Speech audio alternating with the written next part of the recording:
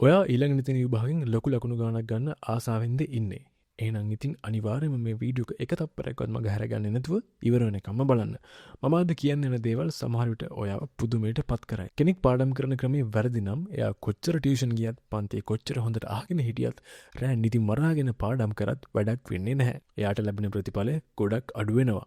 අද වෙනකොට ළමයි 100කින් 99%ක්ම පාඩම් කරන්නේ ඇත්තටම ගොඩක් වැරදි විදිහට. එයාලා දන්නේ නැහැ එයාලා පාඩම් කරන්නේ වැරදි විදිහට කියලා. ඔයා කවදාද හිතලා තියෙනවද ඔයා පැය 7ක් තිස්සේ පාඩම් කරන දේ පන්තියේ පළවෙනියා පැයකින් පාඩම් කරලා ඉවර කරන්නේ කොහොමද කියලා. ඒකට හේතුව තමයි එයාලා පාඩම් කරන්න හරි ක්‍රමවේදයක්. එහෙම නැත්නම් ස්මාර්ට් ස්ටඩි ටෙක්නික්ස් කීපයක් පාවිච්චි කරන එක. මේ නිසා එයාලගේ ලකුණු රොකට් ටිකක් වගේ ඉහළට යනවා. හැබැයි ඔයාගේ ලකුණු තෙල් නැති වාහනයක් වගේ එකම තැන තමයි හැමදාම තියෙන්නේ. ඉතින් අද වීඩියෝකින් අපි කතා කරමු මේ පන්තියේ පළවෙනියා පාවිච්චි කරන රහසිගත පාඩම් කිරීමේ ක්‍රම 7ක් ගැන. මේවා නිකන් ට්‍රික්ස් නෙමෙයි. මේවා තමයි හරිම විදිහට පාඩම් කරන්න තියෙන නීති. අංක 1.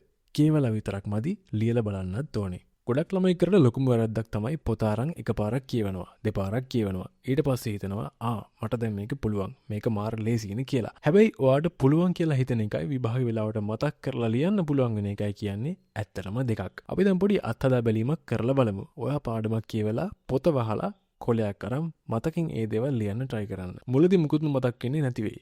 එතකොට ඔයාට හිතෙයි අයියෝ මම මෙච්චර වෙලා පාඩම් කරපු එක අපරාධනේ කියලා. හැබැයි ඒක තමයි ඇත්තටම ඉගෙන ගන්න එකේ ආරම්භය. හරියට ජිම් එකට ගියහම මුලදී ඇඟරි දෙනවා වගේ. මතක් කරලා ලියනකොට මොලේ මහන්සි වුණත් එතකොට තමයි මතකයේ හොඳටම හැදෙන්නේ. අංක 2. අමතක වෙන එක නවත්තමු. ඔයා සති දෙකකට කලින් පාඩම් කරපු දෙයක් අද ඇහුවොත් ඔයාට කියන්න පුළුවන්ද? ගොඩක් අයගේ උත්තර වෙන්නේ බෑ කියන එක. මේක හැමෝටම වෙන දෙයක්. විද්‍යාඥයෝ හොයාගෙන තියෙනවා. අපි අලුත් දේවල් ඉගෙන ගන්නකොට පරණ දේවල් අපේ මොලෙන් මකා දානවා කියලා. මේකට තියෙන විසඳුම තමයි හරි වෙලාවට මතක් කිරීම. පාඩම් කරපු දේවල් වල ප්‍රශ්න විතරක් වෙනම් පොතක ලියා ගන්න. සතියකට සැරයක් උදාහරණයක් විදිහට ඉරිදා වගේ දවසක් අරගෙන ඒ පොත අරන් ප්‍රශ්න වල උත්තර හිතින් මතක් කරලා බලන්න. මේකට ඇත්තටම ගොඩක් වෙලාවක් යන්නේ නැහැ. හැබැයි මේකෙන් ඔයාගේ මතකය ගොඩක් ශක්තිමත් වෙනවා. අංක 3. අවධානය කඩන දේවල් ඈත් කරන්න. ඔයාගේ ලොකුම හතුරා ගණිතයවත් විද්‍යාවත් නෙමෙයි. ඔයාගේ ස්මාර්ට් ෆෝන් එක. එක නොටිෆිකේෂන් එකක් ඇති ඔයාගේ පාඩම් කරන වෙලාවෙන් විනාඩි 30ක්ම කාලා දාන්න. පැයකින් පාඩම් කරලා ඉවර කරන්න පුළුවන් දෙයකට පැය 3ක් කියන්නේ ඔයාගේ අවධානය හරියට නැති නිසායි. ෆෝන් එක සයිලන්ට් කරලා වෙන කාමරයකින් තියන්න.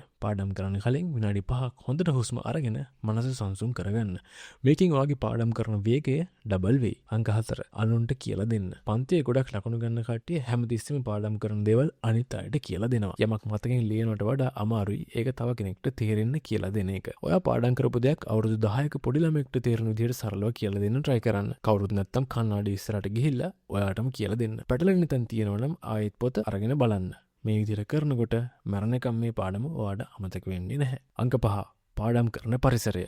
ඔයා යාළුවෝ සෙට් එකක එක පාඩම් කරනකොට මුළු විනාඩි 10 විතරයි ඔයා පොත බලන්නේ.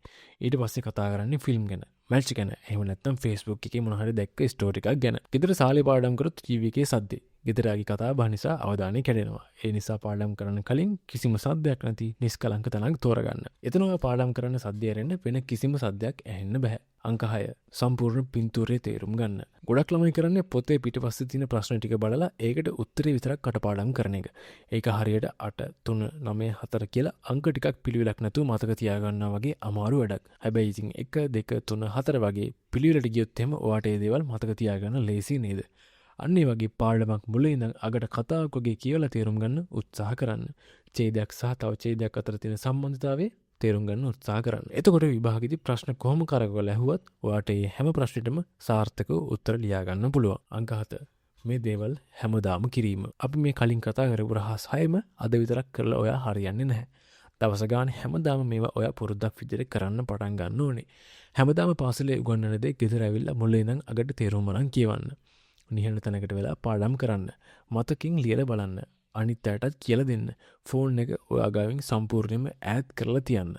මේ නීති ටික හරියට පිළිපැද්දොත් ඔයාගේ ලකුණුත් අනිවාර්යයෙන්ම ඉහළ තැනකට යයි.